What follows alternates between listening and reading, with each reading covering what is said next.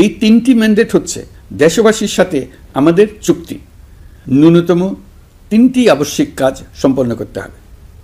প্রথমত, বিচার ও জবাবদিহিতা প্রতিষ্ঠার উদ্যোগ দৃশ্যমান করে তোলা। দ্বিতীয়ত, রাষ্ট্রের গণতান্ত্রিক পুনর্গঠন ও প্রাতিষ্ঠানিক কাঠামোর সংস্কার সাধনে প্রয়োজনীয় ঐক্যমত ও পথনকশা তৈরি করা। তৃতীয়ত, একটি অবাধ, সুষ্ঠু ও শান্তিপূর্ণ নির্বাচন আয়োজন করে ক্ষমতা হস্তান্তরের গণতান্ত্রিক প্রক্রিয়া সম্পন্ন করা। এই লক্ষ্যে ধ্বংসপ্রাপ্ত নির্বাচন ব্যবস্থাকে স্থায়ীভাবে সংস্কার করা। এই তিনটি ম্যান্ডেট হচ্ছে দেশবাসীর সাথে আমাদের চুক্তি। 24-এর শহীদের রক্তে ভেজা এই চুক্তি আপনাদের সার্বিক সমর্থন, আস্থা ও সহযোগিতা নিয়ে এবং পতিত শক্তি ও তার দোসরদের সৃষ্ট সকল বাধা বিপত্তিকে পরাভূত করে আমরা সম্মিলিতভাবে বাস্তবায়ন করতে সক্ষম হব বলে আমার দৃঢ় বিশ্বাস। গত বছর জুলাই-আগস্ট মাসে সংঘটিত হত্যাযজ্ঞ সহ বিগত 16 বছরের গুম খুন নির্যাতনের সত্য উদ্ঘাটন এবং আর্থিক খাতের সীমাহীন দুর্নীতি, অনিয়ম ও অপরাধের বিচার প্রক্রিয়া আমরা শুরু করেছি। মানবতা বিরোধী অপরাধের বিচারের জন্য আন্তর্জাতিক অপরাধ ট্রাইব্যুনাল গঠনের পর প্রসিকিউশন টিম গঠন ও তদন্ত কর্মকর্তা নিয়োগের পাশাপাশি বিচারিক কার্যক্রম পরিচালনা প্রক্রিয়াধীন ছিল। যত দ্রুত সম্ভব বিচার কাজ শুরুর ব্যাপারে আমরা আশাবাদী ছিলাম। আপনারা জানেন, জুলাইয়ে সংঘটিত হত্যাযজ্ঞের বিচার ইতিমধ্যে শুরু হয়ে গেছে। বিচার কাজ যেন দ্রুত গতিতে সম্পন্ন হয় সেজন্য সরকারের পক্ষ থেকে যত রকম সহযোগিতা প্রয়োজন আমরা তা দিচ্ছি। বিচারের জন্য আন্তর্জাতিক অপরাধ ট্রাইব্যুনালের এজলাস কক্ষ ডিজিটাল প্রযুক্তিতে সমৃদ্ধ করা হয়েছে। ইতিহাসে প্রথমবারের মতো কোনো বিচার পর্ব আদালতের অনুমতিক্রমে সরাসরি কিংবা রেকর্ডকৃত পদ্ধতিতে গণমাধ্যমে প্রচারিত হচ্ছে। আমরা বিশ্বাস করি এতে করে বিচার বিভাগের প্রতি মানুষের আস্থা বাড়বে, বিচার নিয়ে অপপ্রচার বন্ধ হবে। প্রসিকিউশন বলছে, বিগত সরকার পতনের পর তাদের আজ্ঞাবহ ব্যক্তিরা বিভিন্ন গুরুত্বপূর্ণ সাক্ষ্য প্রমাণ বিনষ্ট করার চেষ্টা করেছে। থানা, হাসপাতাল সহ গুরুত্বপূর্ণ স্থানের দলিলপত্র পুড়িয়ে বা লুকিয়ে নষ্ট করার চেষ্টা করা হয়েছে। বিভিন্ন অপরাধমূলক স্থাপনার আকার, আকৃতি, দেয়াল ইত্যাদি ভেঙে এবং বিকৃত করে প্রমাণ লুকানোর চেষ্টা করা হয়েছে। বিভিন্ন ডিজিটাল এভিডেন্স যেমন ভিডিও, অডিও, ইন্টারনেট ডেটা যেগুলো ডিলিট বা ধ্বংস করার চেষ্টা করা হয়েছে, তদন্ত কর্মকর্তারা সর্বাধুনিক প্রযুক্তি ব্যবহার করে সেগুলো রিকভার এবং রেস্টোর করার কাজ করছেন। এই কাজে আমরা দেশবাসীর কাছেও সহযোগিতা কামনা করছি। স্বৈরাচারী সরকারের আমলে গত 16 বছরে রাজনৈতিক ভিন্নমত দমনের জন্য বিপুল সংখ্যক মানুষকে গুম করা হয়েছিল। এই মানুষগুলোকে এমন সব বন্দিশালায় আটকে রাখা হয়েছিল যাদের কোনোটির আয়তন ছিল মাত্র 3 ফিট বাই 3 ফিট। গুমের ঘটনা তদন্ত ও এই ভয়াবহ অপরাধের সঙ্গে যারা জড়িত তাদের বিচারের জন্য একটি স্বাধীন গুম সংক্রান্ত কমিশন নিরলসভাবে কাজ করে যাচ্ছে। তারা গুমের এমন রোমহর্ষক ঘটনা আবিষ্কার করেছে যা নিষ্ঠুরতার চূড়ান্ত সীমা ছাড়িয়ে গেছে। মানুষকে পেট কেটে সিমেন্টের বস্তা ঢুকিয়ে নদীতে ডুবিয়ে দেওয়া হতো, ইঞ্জেকশন দিয়ে অজ্ঞান করে জ্বলন্ত ইটভাটায় নিক্ষেপ করা হতো, ট্রেন ও গাড়ির নিচে ছুঁড়ে ফেলা হতো। কমিশন এখন পর্যন্ত 2টি অন্তর্বর্তীকালীন প্রতিবেদন জমা দিয়েছে। তারা এখনও প্রতিনিয়ত নতুন অভিযোগ পাচ্ছে।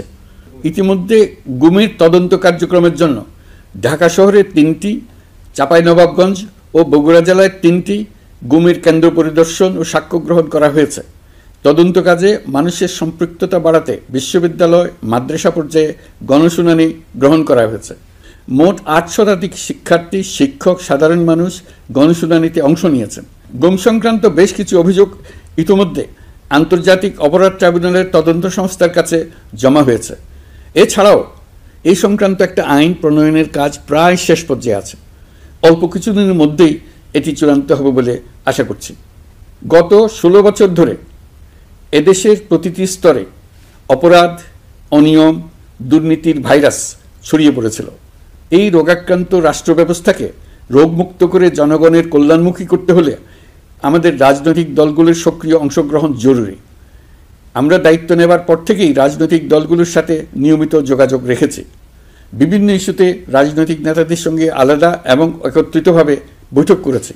সর্বশেষ গত মাসের শেষ সপ্তাহেও বিভিন্ন রাজনৈতিক দলের নেতৃবৃন্দের সঙ্গে আমি বৈঠক করেছি এবং চলতি সপ্তাহে জাতীয় ঐক্যমত্য কমিশনের দ্বিতীয় পর্বের আলোচনা শুরু করেছি। সরকার পরিচালনায় তারা তাদের গুরুত্বপূর্ণ মতামত তুলে ধরেছেন। রাজনৈতিক দলগুলো শুরু থেকে আমাদের সাথে সহযোগিতা করে আসছেন এবং সবসময় তারা সহযোগিতা অব্যাহত রাখার প্রতিশ্রুতি দিয়েছেন। প্রিয় দেশবাসী, আপনাদের নিশ্চয় মনে আছে জুলাই গণঅভ্যুত্থানের নেতৃত্ব অংশ নেওয়া শিক্ষার্থীরা একটি জুলাই ঘোষণাপত্র দেওয়ার কথা জানিয়েছিল। তারা আমাকেও সেখানে আমন্ত্রণ জানায়। আমি বলেছিলাম দেশের সকল রাজনৈতিক ব্যক্তিবর্গ, নাগরিক সমাজের প্রতিনিধি সহ অন্যদের সঙ্গে নিয়ে সকলে মিলে এই ঘোষণাপত্র দেওয়া ভালো হবে। এর পাশাপাশি আগামী জুলাই মাসেই সকল রাজনৈতিক দলের ঐকমত্যের ভিত্তিতে একটি জুলাই সনদ প্রস্তুত করে আমরা জাতির সামনে উপস্থাপন করতে পারব বলে আশা করছি।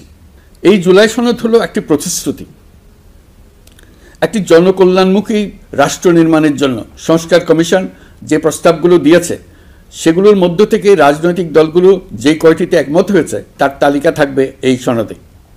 জুলাই সনদে স্বাক্ষর করে তারা জাতির কাছে সেগুলো বাস্তবায়নের অঙ্গীকার করবে। জুলাই সনদ অনুযায়ী আশু করণীয় সংস্কার কাজগুলো আমরা বাস্তবায়ন করতে প্রতিজ্ঞাবদ্ধ। বাকি অংশের বেশ কিছু কাজও আমরা শুরু করে যেতে চাই।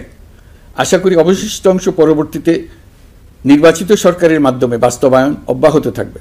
প্রাতিষ্ঠানিক সংস্কারের দৃঢ় প্রতিশ্রুতি বাস্তবায়নে আমাদেরকে দৃঢ়ভাবে এবং ঐক্যবদ্ধভাবে এগিয়ে যেতে হবে। এর কোনো বিকল্প নেই। এর বাস্তবায়নের মাধ্যমে পুরো বিশ্বের কাছে দেশের নতুন ঐক্যবদ্ধ ভাবমূর্তি তুলে ধরা যাবে। বিশ্বব্যাপী সবার কাছে জাতি হিসেবে বাংলাদেশের শক্তি সম্পর্কে স্পষ্ট ধারণা তৈরি হবে। ঐকমত্য কমিশন গঠন করা আমাদের একটি দুঃসাহসিক উদ্যোগ ছিল। অন্য কোনো দেশে এমন কোনো নজির নেই। এর মাধ্যমে আমরা জাতি হিসেবে রাজনৈতিক গভীরতার সন্ধান পেয়েছি।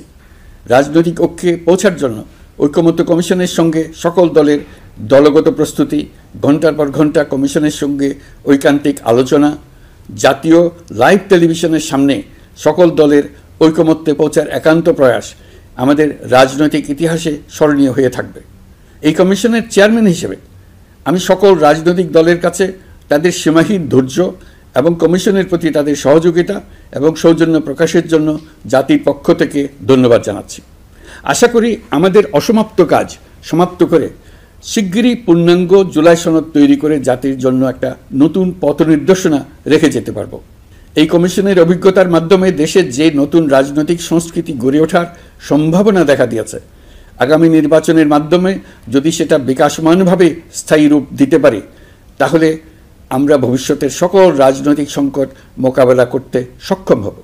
সকল প্রস্তুতি সমাপ্ত করে দেশের সকল মানুষের, কিশোর কিশোরী, তরুণ তরুণী, ছাত্রছাত্রী, কৃষক, জেলে, গৃহিণী, দিনমজুর, শ্রমিক, ব্যবসায়ী, পেশাজীবী, শিল্পী সবাই মিলে চেষ্টা করে একটা সুন্দর নিখুঁত নির্বাচন আয়োজন করে নতুন বাংলাদেশের দৃঢ় ভিত্তি রচনা করব।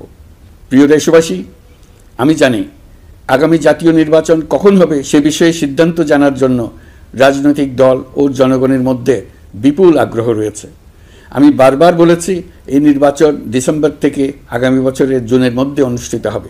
এই সময়ের মধ্যে দেশের নির্বাচন উপযোগী পরিবেশ সৃষ্টির জন্য যা যা করার দরকার সরকার তাই করছে।